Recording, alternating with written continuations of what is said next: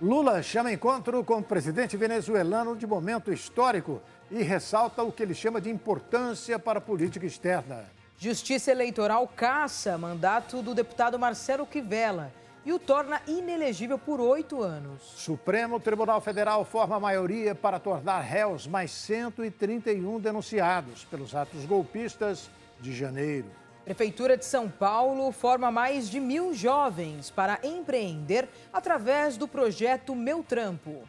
A partir de agora você acompanha Brasil News da Rede Brasil de televisão.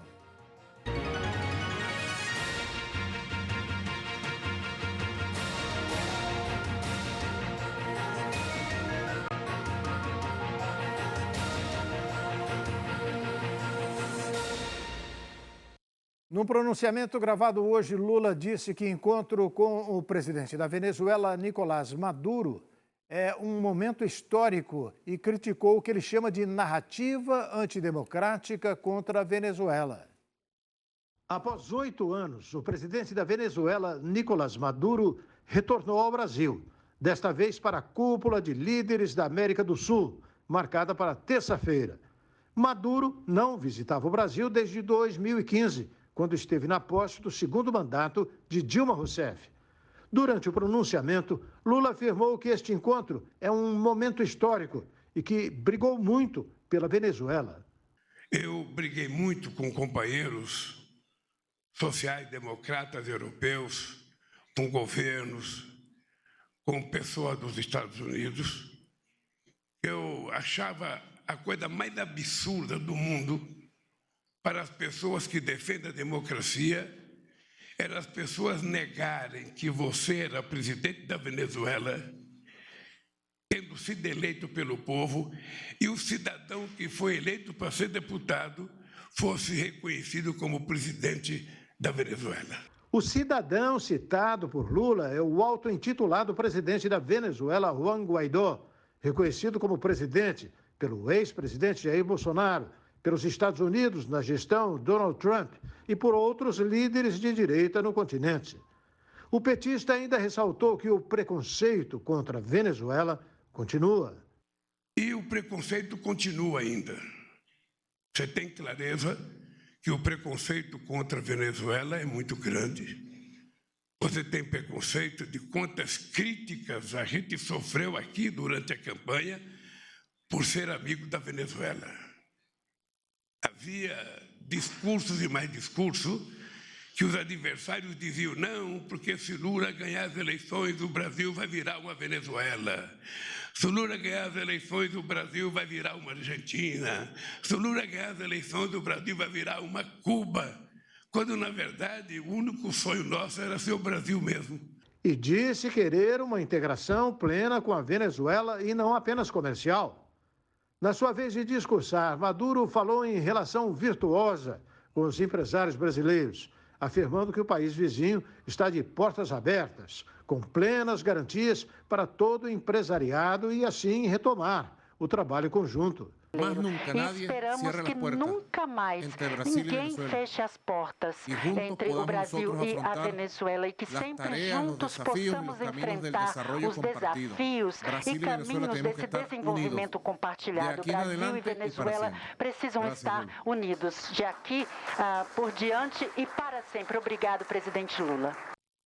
Com dificuldades na articulação política, a semana é decisiva para o governo Lula, diante das votações previstas para acontecer na Câmara e no Senado. No Judiciário, o Tribunal Superior Eleitoral dá posse a seus novos ministros e o Supremo Tribunal Federal inicia a votação da descriminalização do porte de drogas. No Poder Executivo, a semana começou com o presidente Lula recebendo o chefe de Estado venezuelano, seu colega Nicolás Maduro. Esta é a primeira visita de Maduro ao Brasil desde 2015. Em 2019, ele foi proibido de entrar no país pelo ex-presidente Jair Bolsonaro. Agora, é recebido no Brasil com honras de chefe de Estado. E nos próximos dias, Lula corre o risco de ver 6 de 7 medidas provisórias perderem o efeito.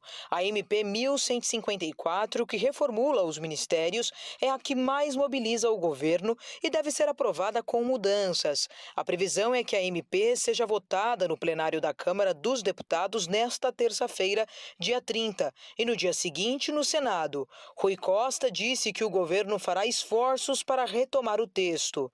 As chances de sucesso do empreendimento é baixa. Sem base sólida, Lula tem poucos meios para reagir. Não é só na análise das medidas provisórias que Lula deve ter derrotas. Na semana passada, foi aprovada a urgência para a votação do marco temporal, que restringe a demarcação de terras indígenas, aquelas ocupadas em 1988.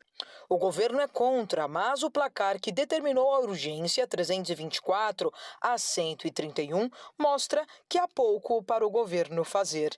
Já na quinta-feira, Lula recebe o presidente da Finlândia, Sauli Niinisto. Eles terão uma reunião bilateral no Palácio do Planalto. Um dos temas será a guerra na Ucrânia.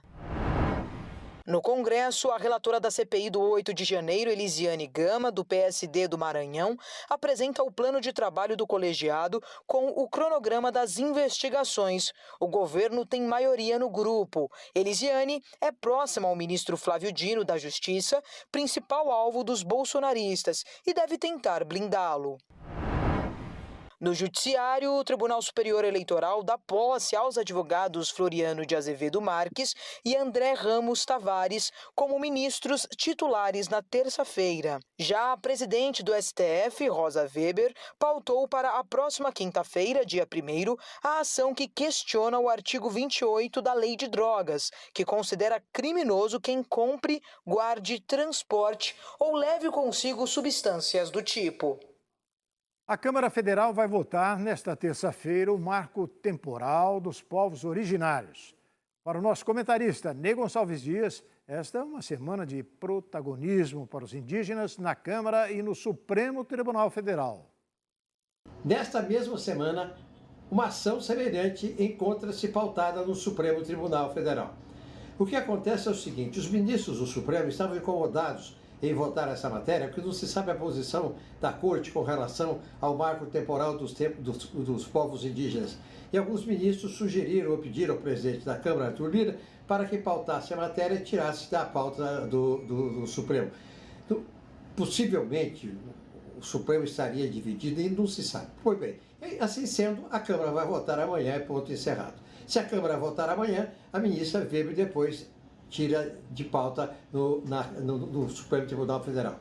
O marco temporal, o senhor e a senhora sabem, é o seguinte: a Constituição de 1988 diz que será marcada a terra para aquela tribo indígena se ela ocupou a terra antes de 1988, antes da Constituição. Mas existem povos indígenas que assumiram a terra depois de 88 e querem a demarcação. E o governo tem várias que poderão ser ainda demarcadas. Então aí nós temos duas posições. Pois bem, o que acontece é o seguinte: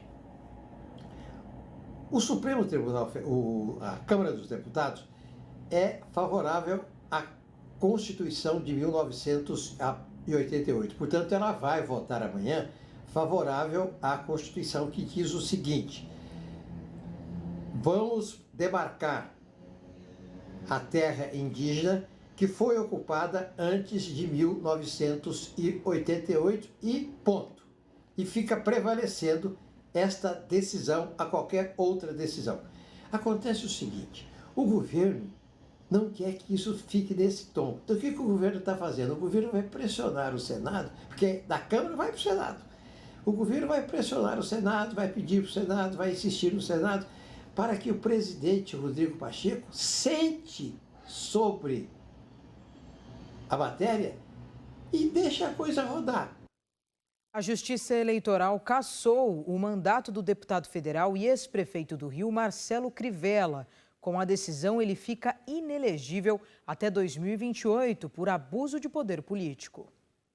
A juíza Márcia Santos Capanema de Souza, da 23ª Zona Eleitoral do Rio de Janeiro, decretou a cassação do mandato do deputado federal Marcelo Crivella, do Republicanos, e sua inelegibilidade até 2028, por abuso de poder político em 2020. Na época, Crivella era prefeito do Rio e buscava a reeleição. A Justiça considerou que ele abusou de seu poder político ao usar servidores públicos municipais para impedir o trabalho de jornalistas que cobriam a situação dos serviços de saúde durante a pandemia de Covid-19. Segundo a juíza, o emprego desses servidores violou os direitos dos cidadãos à informação e liberdade de imprensa, tendo em vista o interesse de evitar a repercussão negativa daquelas informações. Em nota, o Partido Republicanos diz que a decisão de 8 de maio não tem efeito imediato e que, portanto, Crivella continua deputado federal. Afirma ainda que a cassação do mandato de um deputado federal não cabe a uma juíza eleitoral de primeira instância, que, segundo o partido, não possui competência legal para isso. O partido se disse confiante de que os recursos já apresentados serão devidamente analisados. As centrais sindicais e a União Nacional dos Estudantes pedem que o governador de São Paulo, Tarcísio de Freitas, vete uma homenagem ao coronel Erasmo Dias, um dos expoentes da ditadura militar. Representantes de 9 centrais sindicais e da União Nacional dos Estudantes, divulgaram uma nota conjunta em que fazem um apelo ao governador de São Paulo, Tarcísio de Freitas, para que vete um projeto de lei aprovado pela Assembleia Legislativa de São Paulo, homenageando o coronel Erasmo Dias, expoente da ditadura. A Comissão de Constituição e Justiça da Assembleia aprovou na última quarta-feira, dia 24, um projeto do ex-deputado bolsonarista Frederico Dávila, do PL, batizando um viaduto em Paraguaçu Paulista, terra natal de Dias, com o nome do coronel morto em 2010. Por ter caráter terminativo, a matéria agora vai à sanção ou veto de Tarcísio. Dias ficou conhecido por ter liderado a invasão da PUC em 1977, que resultou na prisão de dezenas de estudantes, quando era secretário de Segurança Pública do Estado de São Paulo. Nós não vamos desafiar a autoridade, ela tem que ser respeitada. Ato público está proibido, não admitimos passeata nem comício. Está todo mundo preso. E hoje vão ser enquadrados na Lei de Segurança Nacional. Quantas pessoas foram presas? Não sei quantas. Quantas tiveram aqui? Erasmo Dias foi deputado estadual em São Paulo e federal por diversas legislaturas. E a seguir, CPMI do 8 de janeiro. Senador Eduardo Girão vai apresentar requerimentos para descobrir quem financiou os ataques golpistas. E Supremo Tribunal Federal forma maioria para tornar réus mais 131 acusados de participar dos atos de vandalismo aos 3 poderes. O Brasil News da Rede Brasil de Televisão volta daqui a pouquinho. Até já.